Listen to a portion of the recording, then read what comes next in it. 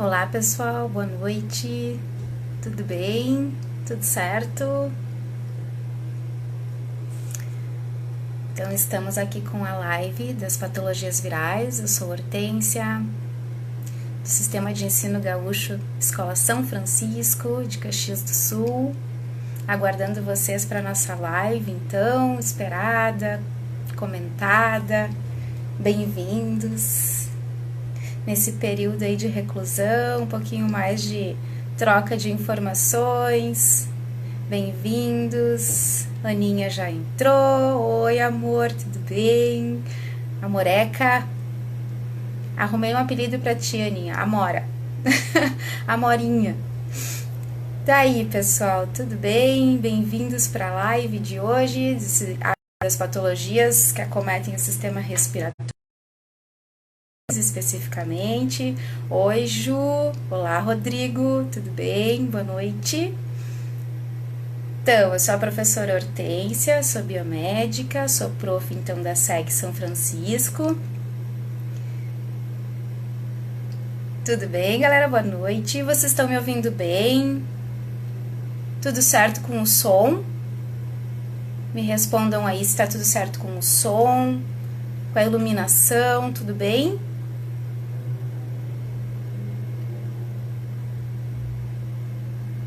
Boa noite a todos.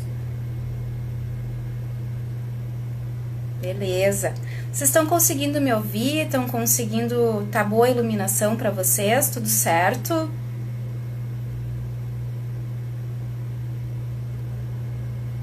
Boa noite, gente. Boa noite. Saudades. Saudades dos meus alunos, saudades da minha equipe de SEG, saudades da galera toda do SEG. Me respondam, por favor, se estão conseguindo ouvir direitinho. Tudo bem? Tem áudio?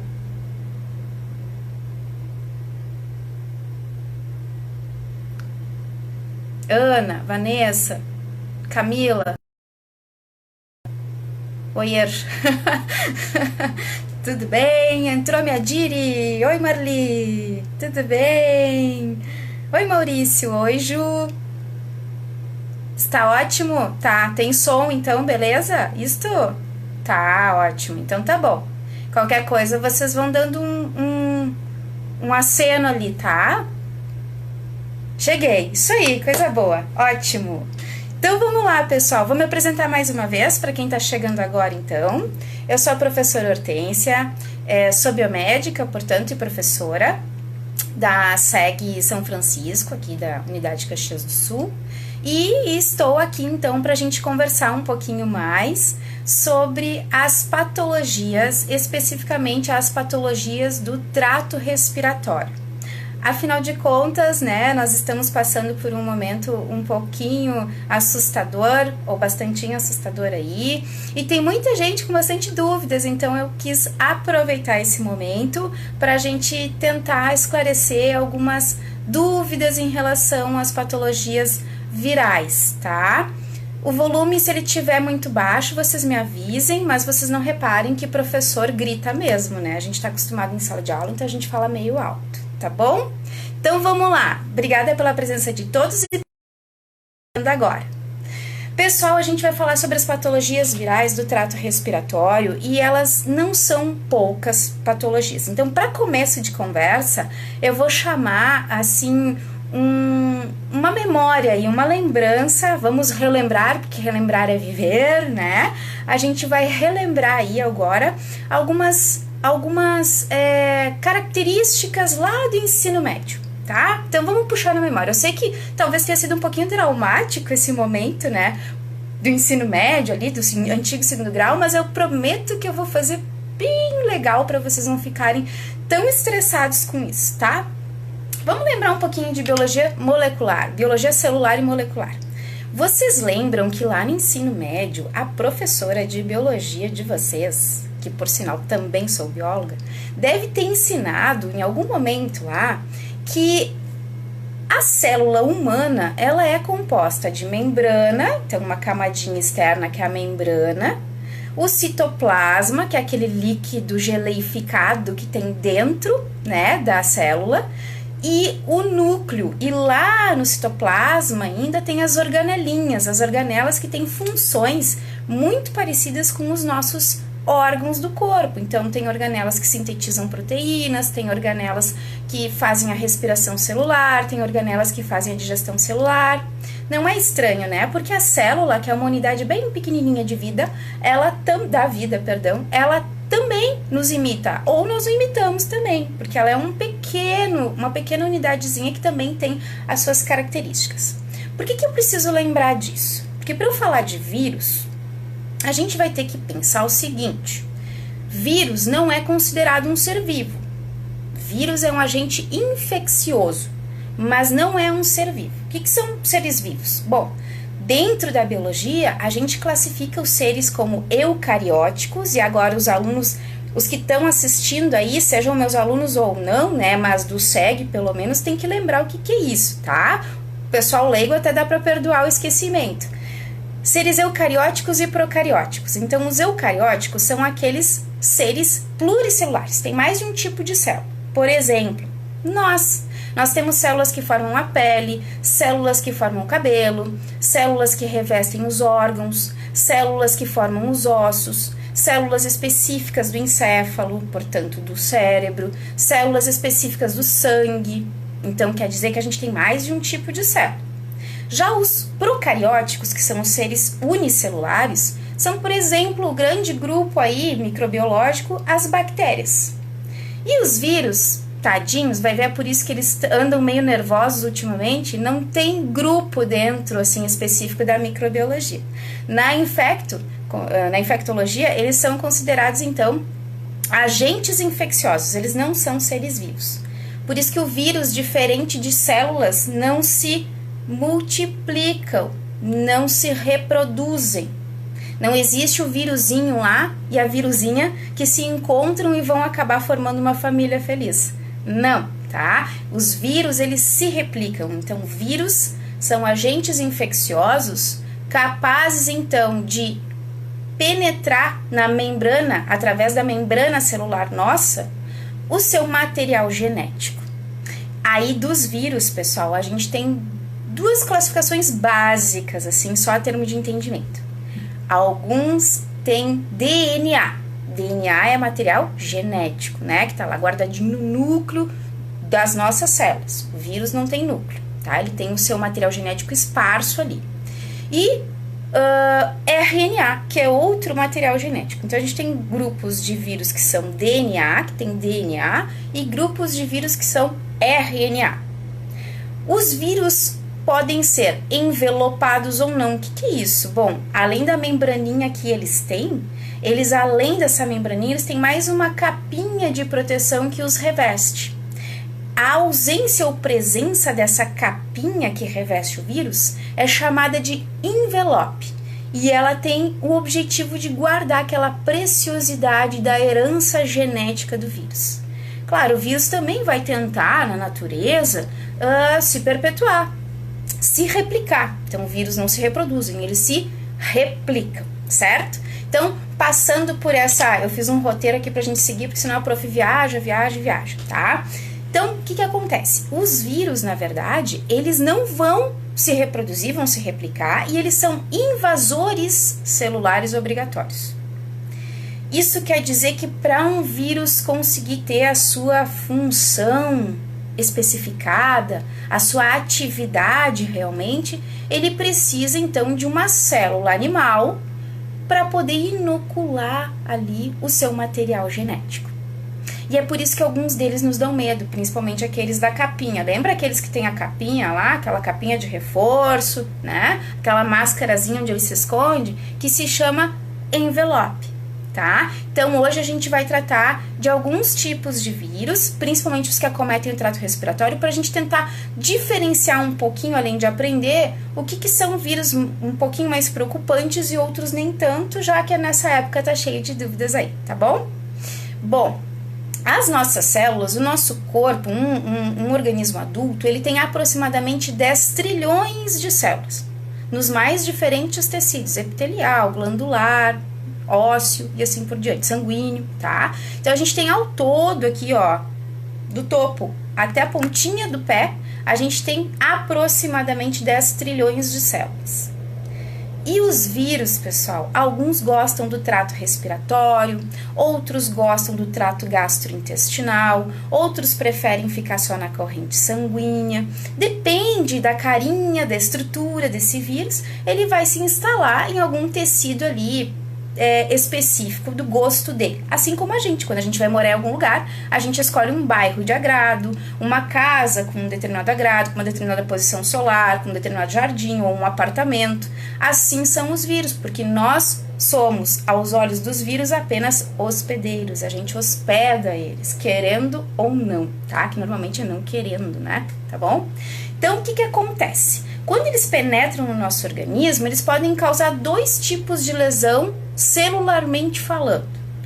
Algumas lesões são reversíveis, por exemplo, um cortezinho que a gente faz na mão, na pele, isso é reversível, porque vão vir as células lá, né, responsáveis pela reconstituição tecidual e vão deixar cicatrizado o local onde houve o corte. Isso é uma lesão reversível. Mas outros agentes infecciosos, vírus, bactérias, enfim, na patologia, no estudo da patologia, podem causar lesões irreversíveis, ou seja, necrosantes. E necrose, todo mundo já deve ter ouvido falar que é uma lesão péssima, né? Porque a gente não vai conseguir reverter. Se for num membro, a gente vai precisar amputar. Se for num órgão, vai precisar seccionar aquela parte necrosada. E ainda, termos de conhecimento em patologia, que é uma área que eu sou apaixonada, né? Todo mundo que me conhece sabe disso. A gente tem lá na necrose ainda, então, também tipos, classificações de necrose. Nem toda necrose é igual, mas eu não vou entrar nesses detalhes agora, porque a aula não é de patologia, tá? Então, para cada 10 trilhões de células dentro de todos esses tecidos que eu abordei com vocês, a gente tem um único vírus que pode inocular uma única célula humana e ali, depois que ele injeta o seu material genético que vai entrar na célula humana, um único vírus vai gerar um virion, que é um vírus filhote, não é filhote porque afinal de contas a gente não tem aí não estamos falando de seres vivos, né? Não é um filhote. Então, a gente chama de replicação viral, né? Então, um vírus mãe, gera um virion primeiro e depois, posteriormente, mais de 10 a 100 mil outros vírusinhos dentro de uma célula. Pessoal, não sei se todos são da área da saúde, os que estão assistindo, se todos estão conseguindo entender, vocês vão me dando um feedback, por favor, porque de repente eu tô muito técnica e aí eu vou tentando ajudar nesse sentido aí também, mas pros meus ali, pros nossos, né, da área da saúde, a gente não vai perdoar não, vamos ter que saber os termos técnicos sim, para saber do que eu tô falando, tá bom? Vocês são de que curso? Vão comentando aí, por favor, tá? Façam as suas perguntas, já vão curtindo, já vão compartilhando, já vem com a gente, segue com a gente pra gente dar prosseguimento nos assuntos aí, tá bom? Sejam bem-vindos quem tá entrando agora novamente. Bom, pessoal, vão botando os cursos aí de vocês, por favor, que depois eu quero conhecer um pouquinho mais de vocês, tá? Beleza? Aí da onde também. Então, os vírus, eles são, então, agentes infecciosos, como eu comentei com vocês, e eles são constituídos de 2 partes básicas, tá? 2 partes básicas que são o genoma, então que o vírus pode ter DNA dentro dele ou RNA, e também o capsídeo, que é a estrutura proteica que protege ele, é uma estrutura feita de proteínas que é quem o protege.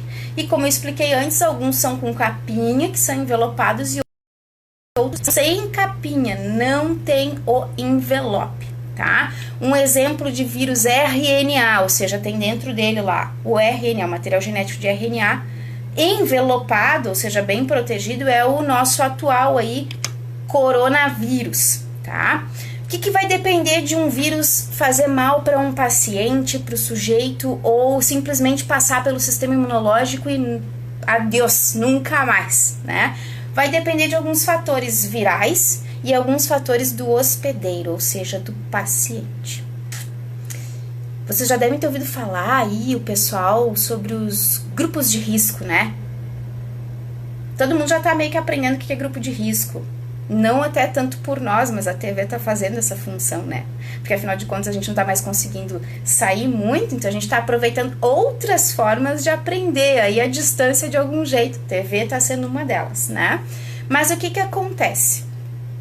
O hospedeiro, ou seja, o paciente, para ele conseguir vencer o vírus quando ele entra no seu organismo, ele tem que ter algumas condições básicas. Tem que estar fortinho, né? Ele tem que ter um sistema imunológico efetivo, que funciona, forte. Ele tem que estar bem alimentado. Ele tem que estar bem nutrido. Ele tem que estar bem hidratado. Ele tem que ter condições, um sistema imunológico competente e mais fatores externos que vão fazer com que o seu organismo se proteja. Infelizmente, não é uma realidade em todo mundo, né? Porque quando não é por condições econômicas, pode ser por condições imunológicas também, que não tenha acesso a algumas coisas. Então, esses são fatores importantes que vão fazer com que o vírus chegue lá no organismo da pessoa e pense assim. Aqui eu não vou conseguir durar muito, mas já que eu preciso invadir uma célula, cá estou, vou invadir. Depois eu enfrento o sistema imunológico desse paciente e cumprir a minha missão na Terra.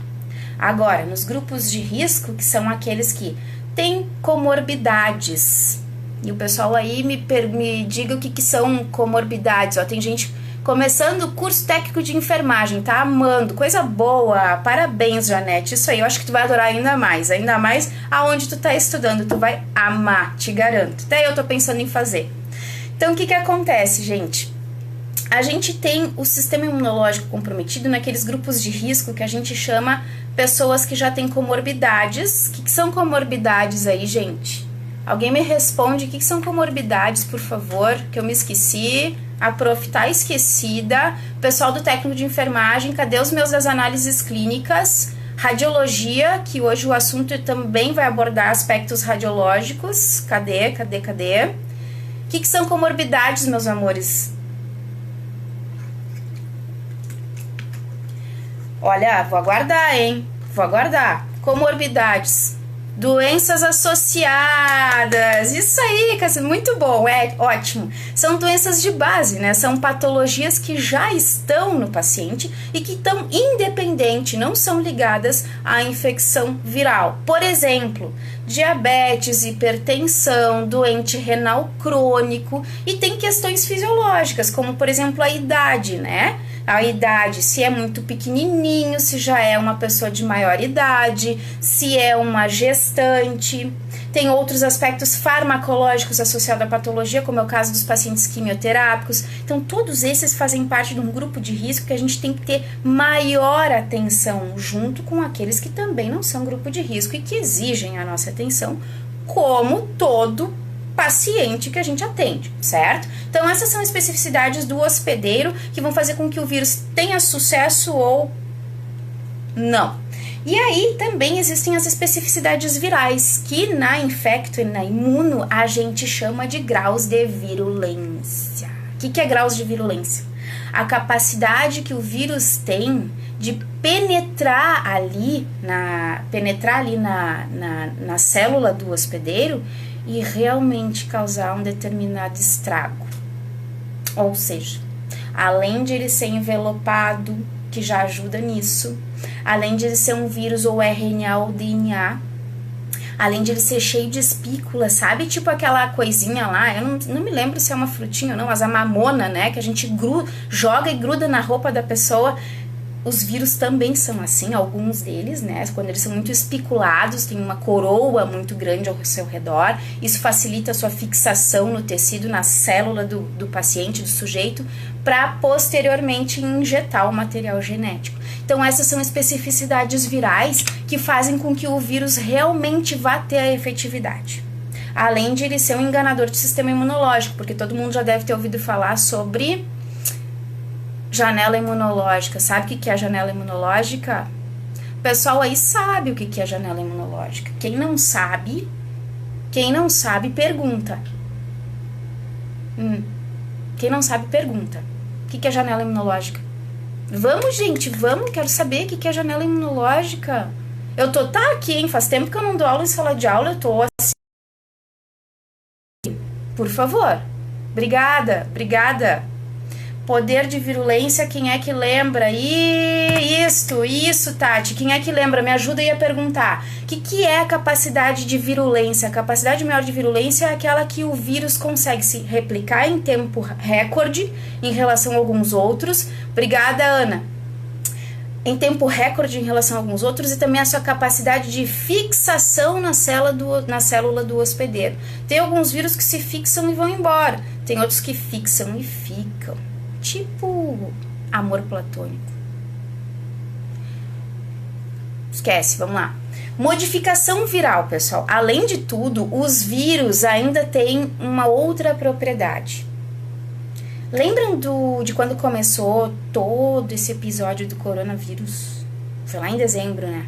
Pois é. O que aconteceu?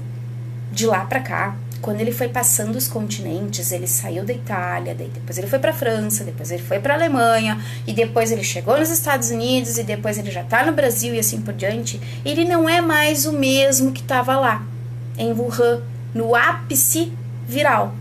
Ele foi transformando seu material genético justamente para poder resistir às injúrias de cada local. Então, olhem só, prestem bem atenção aqui. Bem atenção no que a prof vai contar para vocês. Isso eu contei para poucas pessoas.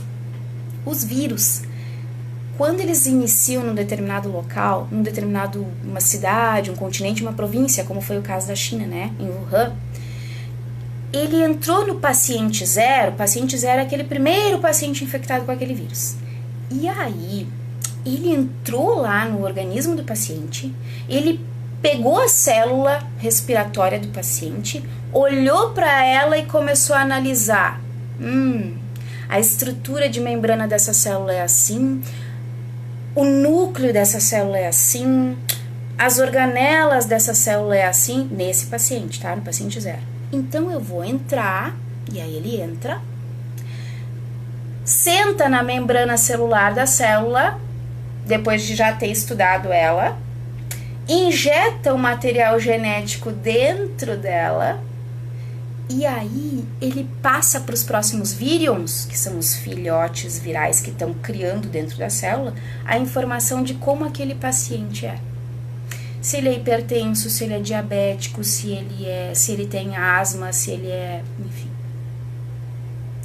Aí, gente, além de tudo, ele também já antes de entrar lá no paciente fazer isso, ficar lá, ó, olhando para as características celulares dele, ele antes já estava pegando todas as informações climáticas do local daquela população.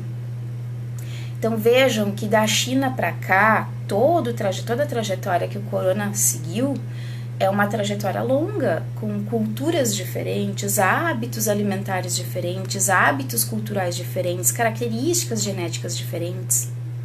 Sabiam que ele se transforma assim? Pois é.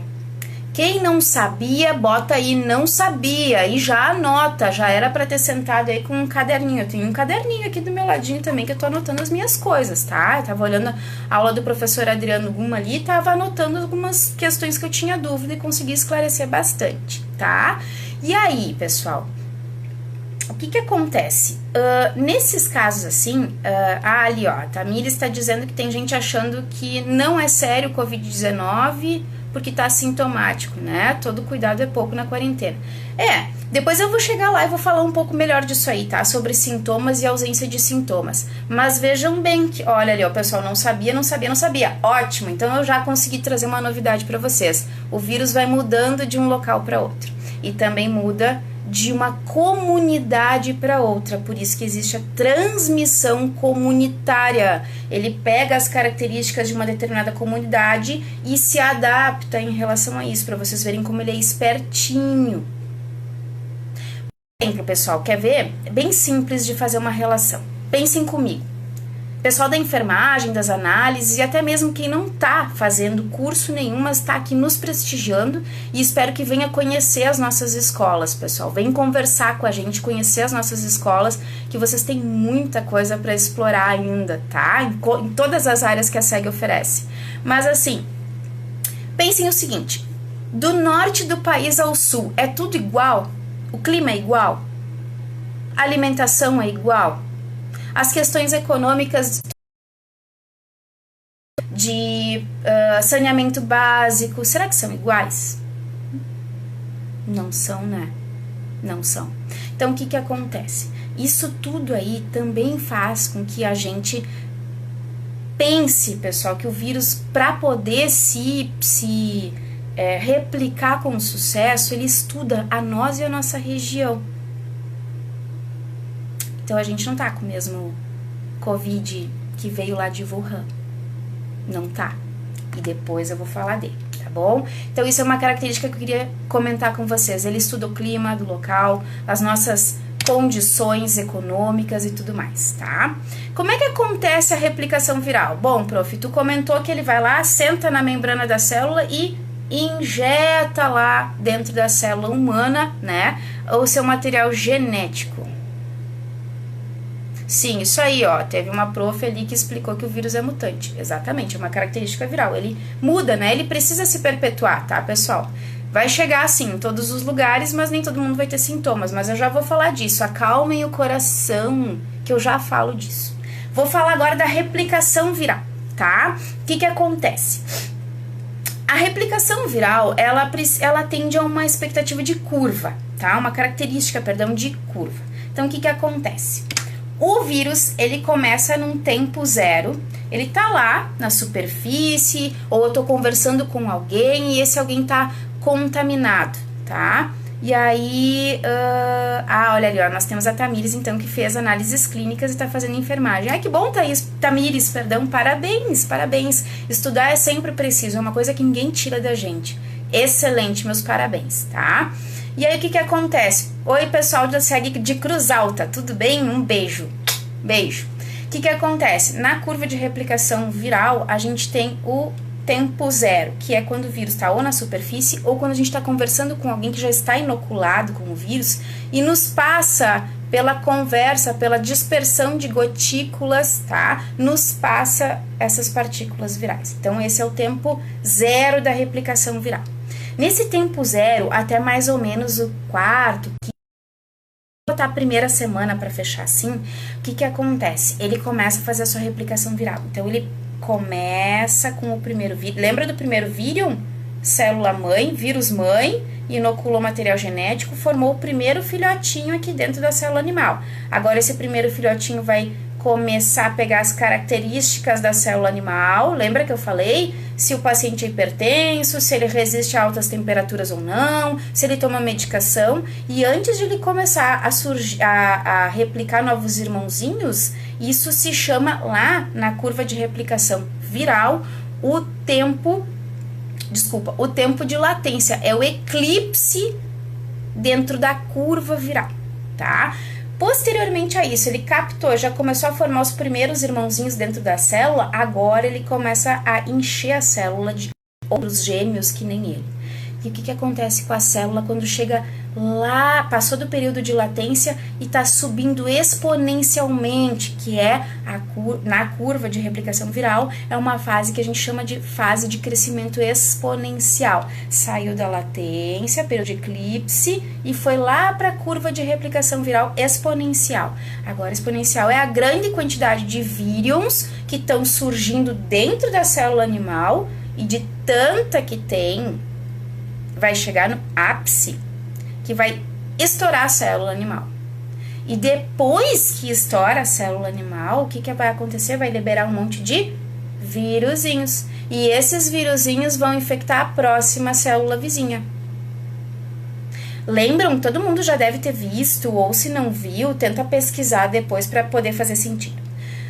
As células que a gente enxergava da cebola, da casquinha da cebola, lá no laboratório, lembram? Então, essas... Oi, Marli! Obrigada! Muito obrigada! Beijo! Beijo, Marli! Saudade de todo mundo! Então, o que que acontece? quando o vírusinho infecta outra célula vizinha ali, as células normalmente são bem grudadinhas umas nas outras. Ou seja, para replicar também na outra célula é questão de horas. Tem um momento dessa escala da replicação viral que é o momento da transmissibilidade. E para cada vírus, pessoal, existe um tempo de transmissibilidade. Isso, por incrível que pareça, foi só a introdução. Agora eu vou falar sobre os vírus que eu tinha colocado ali no título da live, tá? Vou começar pelo adenovírus. Então, quem quiser anota ali, eu vou falar sobre adenovírus. Eu gostaria de saber se vocês estão acompanhando, se tá legal o som, porque eu falei e não perguntei de vocês, quero saber como é que tá o som, e agradecer novamente por vocês estarem aqui. Obrigada, Maria, eu também morro de orgulho de fazer parte da SEG e da São Francisco, nem se fala. E aí, pessoal, tudo bem no som? Tudo certo? Quem tá acompanhando, por favor, vai perguntando, porque eu falei termos aqui e pouquinhas pessoas me perguntaram do que se trata, hein? Depois eu pego vocês lá na saída, tá? Então, vírus, pessoal, vou falar agora do não envelopado que se chama adenovírus. Adenovírus. Muito bem. Obrigada, Elis. Obrigada mesmo. Que bom que gostou. Obrigada, gente. Tomar qualquer coisa vocês xinguem aí também, né? Mas eu prefiro no privado, aqui não, tá? Adenovírus, pessoal, algumas pessoas já devem ter ouvido falar, tá? O adenovírus é um vírus RNA não envelopado, ou seja, ele é um vírus que a gente chama de vírus... Não tem ninguém ouvindo. É um vírus nu. Nu de pelado. Peladão. O que isso quer dizer? É um vírus que ele não tem nada demais. Ele é aquele cara que na balada a gente olha e nem acha tão atraente, mas às vezes causa um estrago, né? Esquece o exemplo. Foi horrível. Péssimo. Vamos lá de novo. O vírus não envelopado, no caso do adenovírus, é um vírus DNA linear de fita dupla. Isso quer dizer o seguinte, que ele tem na sua constituição, em vez de RNA, ele tem DNA, certo? Como material genético, certo? Ele causa, sim, algumas doenças do trato respiratório, mas ele não é exclusivo do trato respiratório. Ele também pode causar algumas patologias no sistema gastrointestinal. Então, ele pode acabar causando diarreia, vômito, algumas coisas. E, normalmente, ele está associado a gripes comuns nos seres humanos aí, tá? Então, o adenovírus, pessoal, é um tipo de vírus que pode, quando acomete o sistema respiratório, causar, sim, sintomas gripais, mas ele não é um vírus letal, ele não é... Rindo até 2030, com o quê, Andressa? Não entendi, mas enfim, das piadinhas sem graça, obrigada, então, pelo apoio. As minhas piadas são muito sem graça. Ainda bem que eu não virei comediante, virei professora, né? Ele é um vírus associado comumente à gripe, tá? O pessoal rindo, só pra não perder a amizade, né? Obrigada. Encontrado também, gente, não só no ser humano, mas em outros mamíferos e também pode ser encontrado nas aves, tá? Esse adenovírus, ele tem mais ou menos 40 sorotipos de adenovírus que podem acometer os seres humanos. E isso vai depender do quê? Tem mais de um tipo de adenovírus que pode acometer os seres humanos, mas vai depender da cepa viral que a gente está falando. Agora chegou a vez da prof perguntar o que são cepas? E aí, alguém arrisca?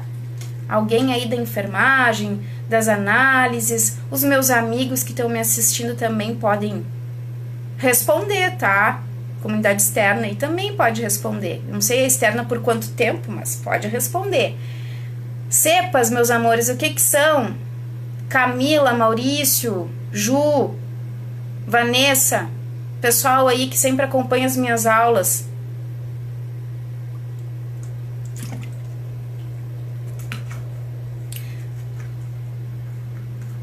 Oi, Ideia, tudo bem? Prazer é meu também.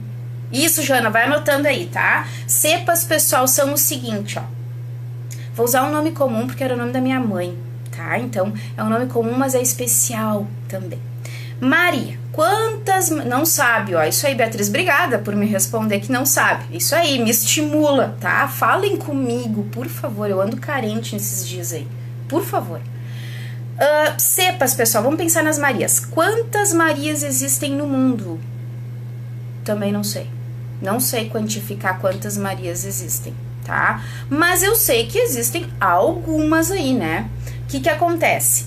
A gente tem aí cepas que são Marias diferentes, que moram em diferentes bairros, que têm diferentes identidades, que têm diferentes características. Então, cepas virais, quando eu falo em adenovírus, eles também têm, ele tem o mesmo nome, mas ele tem características diferentes, tá? Então, o diagnóstico laboratorial do adenovírus, pessoal, como é que é feito?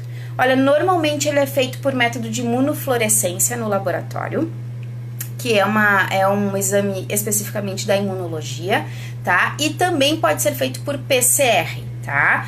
O diagnóstico por imagem de adenovírus, normalmente a gente não tem essa solicitação, mas quando é feito um raio-x, com um leve esbranquiçamento de um dos pulmões, não tem o lobo certo da onde vai acometer isso, mas normalmente quando causa a congestão obstrutiva em área difusa das pulmonares ali, a gente tem, se ocorrer a evolução para pneumonia por adenovírus, a gente tem assim congestão obstrutiva em lobo não específico, não tem opacidade de septo broncoalveolar e não tem comprometimento bilateral.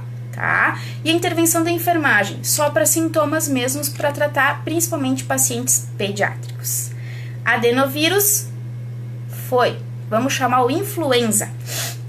O influenza, pessoal, o influenza é um vírus envelopado RNA e o que difere ele em relação aos outros vírus é o seguinte: aquela replicação que eu comentei com vocês, viral do adeno, que acontecia antes, ela era a nível de citoplasma, tá? Ou seja, inoculou no hospedeiro e começou a se replicar no citoplasma da célula, ela se rompe e libera virusinhos. O influenza não. O influenza vai lá no núcleo da célula animal. E o influenza existe vários subtipos. Existe que são subtipos classificados em H e N. Por isso que o influenza muitas vezes existe HN1, HN2, HN5 e assim por diante. Onde o curso da patologia do influenza é de 4 a 5 dias e posteriormente, em bom prognóstico, o paciente tem uma melhora depois de uma semana, diferente, por exemplo, do COVID, tá? Mas no influenza a gente tem quando agrava, a gente tem agravamento ali muito mais a nível respiratório também, e aí precisa de uma intervenção na enfermagem, né? Lá no influenza, pessoal, a gente tem as manifestações clínicas dele que são conhecidas como sintomas gripais de febre, cefaleia, dor de garganta, pneumonia quando evolui, dor abdominal, tosse, e as anormalidades radiológicas do influenza está com um infiltrado intersticial difuso, frequentemente é bilateral, tá? A gente também tem lá um achado radiológico interessante que é a consolidação lobar ou segmentar com broncograma aéreo. E os achados laboratoriais, então, do influenza são a leucopenia, a linfopenia, a trombocitopenia, a elevação das transaminases e, posteriormente, a elevação de desidrogenase láctica, tá? Isso para quem não entendeu bulhufas do que eu disse, vai ter que perguntar pro seu prof lá também, certo? Então, o diagnóstico laboratorial para influenza é normalmente através do PCR, suave de orofaringe ali. O diagnóstico por imagem, o que é mais recomendado é a tomografia na fase aguda da patologia. A gente tem ali opacidade em vidro fosco, normalmente associada à opacidade de vidro fosco. Pode ter comprometimento bilateral, mas não existe a predileção pelos campos pulmonares superior, médio e inferior. E nem nítido do predomínio ali central ou periférico, tá? E intervenção da enfermagem também. Em casos que agravam, vai acabar tendo que ir para a ventilação mecânica, certo? Então, esses são os diagnósticos do influenza. Rinovírus, próximo. Rinovírus, para chegar no Covid de uma vez. Rinovírus, pessoal, é um RNA não envelopado também e é aquele associado à gripe comum, resfriado comum, tá? Não tem exame específico para ele. Quando a gente faz ali uma PCRzinha ou um método ELISA, mas ele não é um vírus que normalmente é investigado, porque assim como ele entra, ele já sai também. Vamos para o SARS-CoV-2, coronavírus. Chegamos no ápice, então, da nossa aula de hoje. Coronavírus. O nome da patologia, o nome da doença se chama Covid-19, que é causada pelo coronavírus, ou seja, pelo vírus SARS-CoV-2. Tá? É um vírus RNA envelopado, então já entenderam que o cara é brabo, ele vem da família chamada Coronaviridae, tá? Causa infecções respiratórias bem sérias, ele não é conhecido desde hoje, ele foi descoberto há algum tempo já, lá na década de 30, certo? E veio se transformando. Lembra que eu comentei lá nas características virais como é que os vírus vão se adaptando, se transformando. Tá? A maioria das pessoas que se infecta com o coronavírus ao longo da vida, de crianças pequenas a adultos também, elas vão acabar desenvolvendo anticorpos para isso, tá? Então, esses anticorpos são os que a gente dosa lá no laboratório, tá? O que a gente faz na área da saúde em relação ao coronavírus, pessoal? Ele tem os sintomas gripais, como qualquer vírus respiratório aí, né?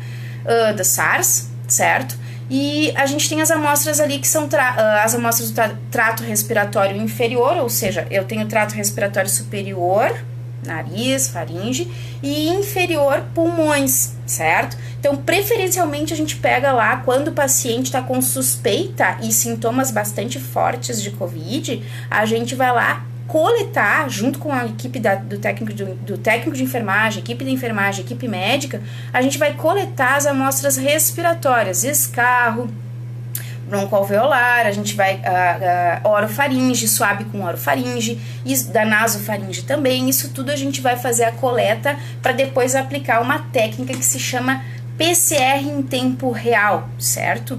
Tem aqui uma novidade para o pessoal das análises clínicas e da enfermagem também, certo? Que é uma indicação da OPAS, que é a Organização Pan-Americana da Saúde, que atua junto com a Organização Mundial da Saúde, certo?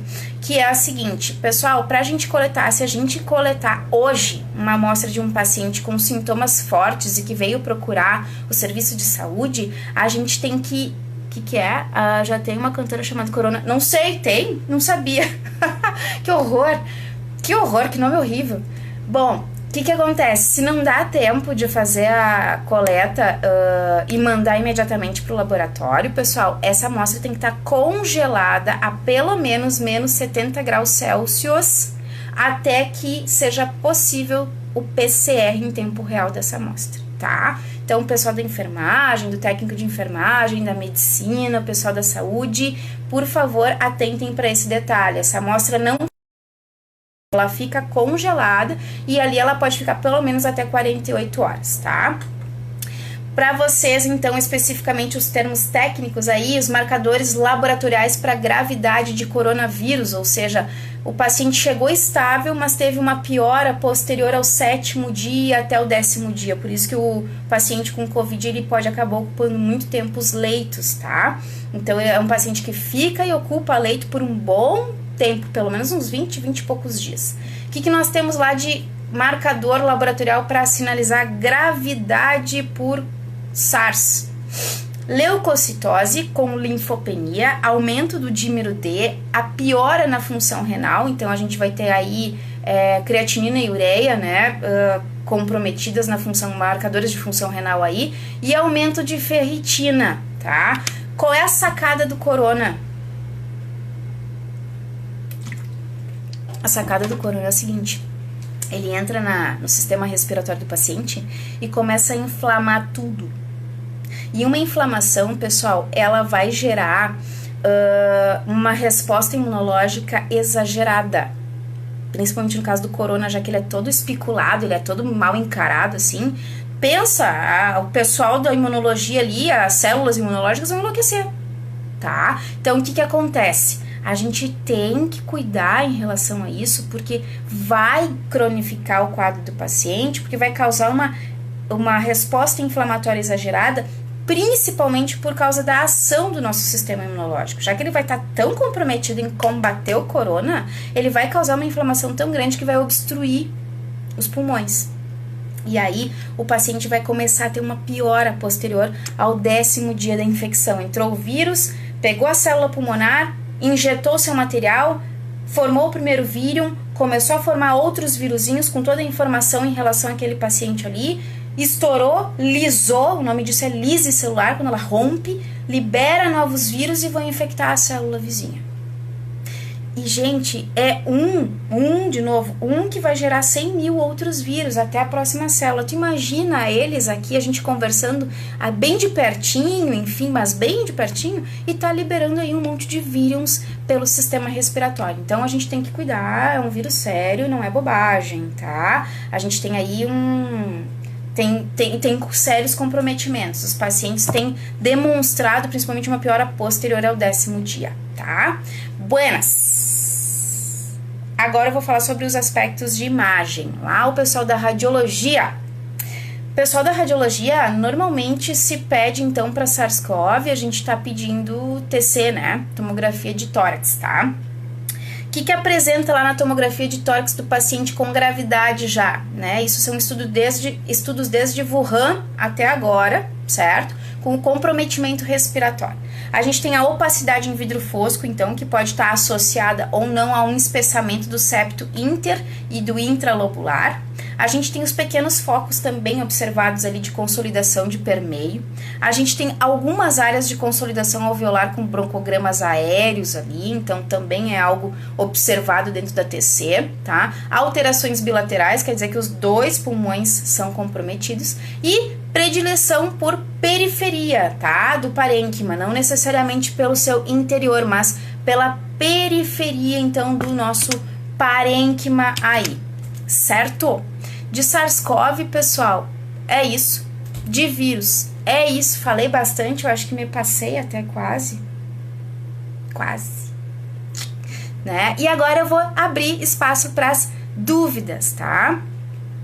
Deixa eu ver, só com medicação para melhorar esse vírus? Ou vai melhorando? Janaína, na verdade, assim, ó, se o paciente tem um sistema imunológico bom, não vai precisar de medicações além daquelas para tratamento sintomático, ou seja, para os sintomas, que são sintomas gripais, né? Com tosse e bastante escarro, e no seu agravamento ali, na sua cronificação, uma piora respiratória, certo?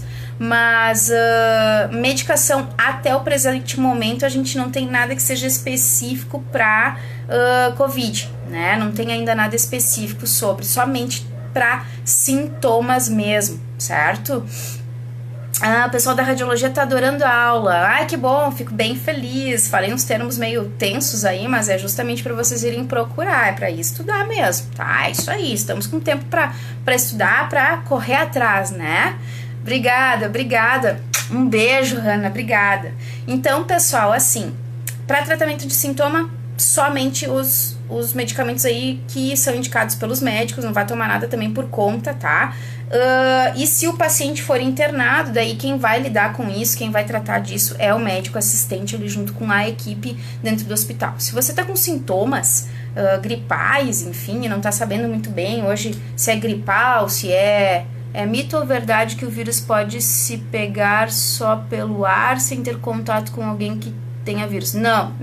Você tem que transmissibilidade é quando a gente tem contato com alguém, tá? Ou muito próximo, porque senão é infecção. Se eu pego do ar, se o vírus tá voando por aí, as tranças, né? E eu respiro, inoculo ele, certo? Aí é infecção, eu me infectei. Agora, se é de pessoa a pessoa, é uma transmissão, tá? É por gotículas, sim. Ele não vai ficar no ar, gente, tá? Lembram que existia o mito aquele de que o vírus do papiloma humano que é o precursor do câncer do colo do útero, HPV, que se sentasse na privada que alguém tivesse HPV, eu ia pegar também, não sei. Não é nada disso, não é assim, tá?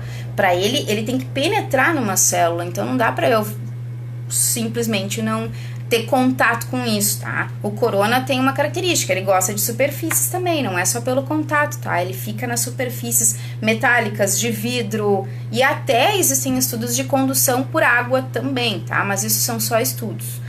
Quanto tempo o vírus sobrevive em superfície? Depende da superfície, tá? Normalmente no vidro ali ele pode ficar de 5 a 6 horas, no metal ele pode ficar até 12 horas, depende da superfície. Quem quiser pode me acompanhar lá na minha página do Facebook, Hortência Muriel, BMD Hortência Muriel. Eu tenho disponibilizado lá materiais assim, mais ou menos, de saúde pública, né? De utilidade pública sobre essas superfícies, enfim, onde eles sobrevivem, quanto tempo eles ficam, se o álcool gel é efetivo, se o álcool líquido é efetivo, que tipo de álcool utilizar. Qual polêmica da cloroquina está sendo usada de fato? Ainda não sei, ainda não sabemos, porque ainda não existe um consenso dentro da comunidade científica sobre o uso da cloroquina, então a gente também não vai conseguir ainda responder essa pergunta, mas eu espero que muito em breve, Rosângela, a gente consiga, tá? A cloroquina, ela é uma medicação utilizada para outras patologias já, ela é conhecida, né? Inclusive patologias autoimunes aí, como lúpus, por exemplo, mas ainda está sendo estudado a sua eficácia, enfim, né? Então, da polêmica eu ainda não estou sabendo muito bem, só sei que a função da cloroquina é essa aí. Pelo que a nossa prof falou, pode pegar 2 vezes sim, inclusive na China tinha gente que estava com o vírus novamente. A gente tem o vírus aí na sua transformação, que é a reinfecção, né? Tu se infecta a primeira vez no contato com alguém e posteriormente tu dá sequência nessa infecção, tá? Mas assim, vai ser outra carga viral que a gente vai ter ali nesse transcurso novo aí do corona, né? Do Covid, tá? Quais são os cuidados para quem é hipertenso? Usa máscara se vai sair de casa, se não tem como evitar. Máscara bem fechadinha aqui no narizinho, ó, bem fechadinha, toda a via aérea fechadinha. Meu filho fez biologia, perguntou do vírus sobrevive na água. Depende, tá em estudo ainda, né? A gente tá vendo. Mas a máscara para hipertenso, como para qualquer um do grupo de risco, usar máscara, lavar bem as mãos. Quando chegar em casa da rua, já deixa uma sacola ali do lado da porta, bota essa roupa que veio da rua ali dentro, borrifa álcool dentro da sacola, fecha ela, você vai estar pelado na sala, então corre para a área de serviço, joga lá dentro do tanque essa roupa contaminada com bastante sabão, vai pro banho, lava cabelo, lava bem os olhos, lava bem as mãos e faça a lavagem nasal pelo menos 4 a 5 vezes por dia. O que é lavagem nasal? Esguichar soro fisiológico numa narina, esguichar na outra, deixar escorrer bem e assoar durante o dia. Isso pode ser feito pelo menos umas 3 a 4 vezes ao dia, certo? Para quem sai de casa e para quem não sai, tá? Para os grupos de risco também pode fazer, porque ele gosta do trato respiratório, ele gosta de se grudar ali, né? Lembra dos pelos do nariz? Não são para reter poeira e acaba formando tatu? Então, acontece a mesma coisa com o vírus, só que ele não forma tatu, ele fica ali se acumulando, entra na corrente sanguínea e o resto do baile vocês já conhecem, tá? Então, grupos de risco, uso de máscara. Se for a máscara cirúrgica, máscara de tecido, não, ó a tia dizendo que não pode, tá? Máscara de tecido não pode, porque o que acontece? Tecido tem fibra, e essas fibras são separadinhas umas das outras, então o vírus penetra por essas fibras. Então, tecido não, certo? O que tem que ser? Máscara cirúrgica. E essa máscara cirúrgica ser trocada pelo menos a cada 2 horas, se for sair. Tá? Sempre com as mãos limpas para botar, para tirar e para lavagem nasal também. Ou as máscaras número 95 aí com filtro. Agora a máscara de tecido Necas de Pitibiriba, tá? Usar a máscara porque as informações que estão recebendo é que não resolve, só se ver... que tu tem que trocar a máscara, né? Tu tem que trocar, ela não vai ficar o dia inteiro com a mesma, tu vai ter que trocar pelo menos a cada 1h30, 2 horas essa máscara. Se tu vai ficar muito tempo do lado de fora de casa, se vai estar em contato com outras pessoas, se vai estar em exposição externa, pelo menos aí trocar umas 2 vezes, de 1h30, 2 horas tá trocando a máscara e não reutilizar, tem que jogar fora. Tem como a pessoa pegar 2 vezes o vírus? Não é bem pegar 2 vezes o vírus, a gente vai ter aí às vezes a continuidade da ação viral. O que acontece? O vírus inoculou, o sistema imunológico foi lá tentar combater, o sistema imunológico através dos leucócitos, que são células de defesa, e através dos anticorpos. Então, olha só como é que funciona, já que eu tenho 6 minutos para terminar a live. Presta atenção. Entrou o vírus no organismo do paciente, tá? Penetrou pelas células do meu nariz e entrou lá na corrente sanguínea via pulmonar, beleza? O que vai acontecer agora? O vírus está lá viajando na corrente sanguínea e, de repente, os linfócitos T e B, que são células de defesa, leucócitos brancos, vão olhar para ele, vão ver que ele está ali invadindo o espaço vascular e vão começar a se comunicar entre linfócitos, dizendo, tem boi na linha aqui, né? E aí, o que eles vão fazer? O linfócito B vai lá chamar os anticorpos como reforço. Diz, ó, gente, tem inimigo na área aí, a gente não vai dar conta sozinho, precisamos que vocês venham. Lá vem os anticorpos, entram na corrente sanguínea e vão distrair o vírus que tá lá tentando, né, se proliferar, enfim. E aí os anticorpos distraem o vírusinho e vem o macrófago, que é uma outra célula de defesa dos leucócitos, e engole o vírus, tá? E aí, engolindo esse vírus, aí a gente tem a ação, então, do sistema imunológico, certo? E dos anticorpos também, certo? Então, o que vai acontecer? Nesse sentido, a gente pode ter uma efetivação imunológica ou não. Pode ser que daqui a pouco o vírus conseguiu enganar o paciente aí, enganar o sistema imunológico e acabar tendo uma reinfecção. Tá? Espero que tenha respondido a todo mundo aí, certo? A azitromicina é recomendada para os casos suspeitos de Covid? Estamos estudando, porque a azitromicina é um antibiótico, então é para infecções secundárias. Estamos estudando ainda.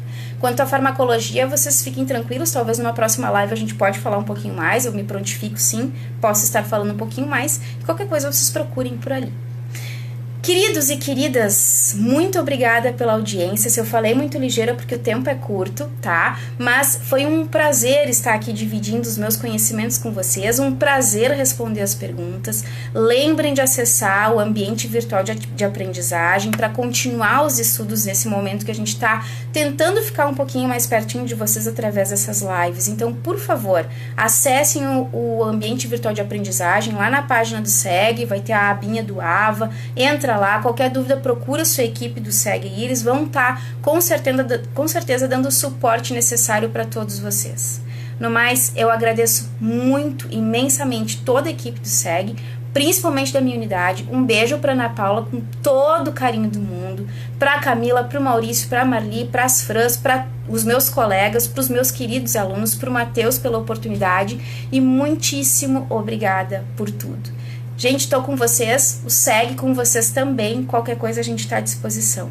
Tenham uma excelente semana, obrigada pela audiência, podem colocar as críticas lá no privado depois. Um beijo no coração de todo mundo, a gente vai passar por isso. Beijão!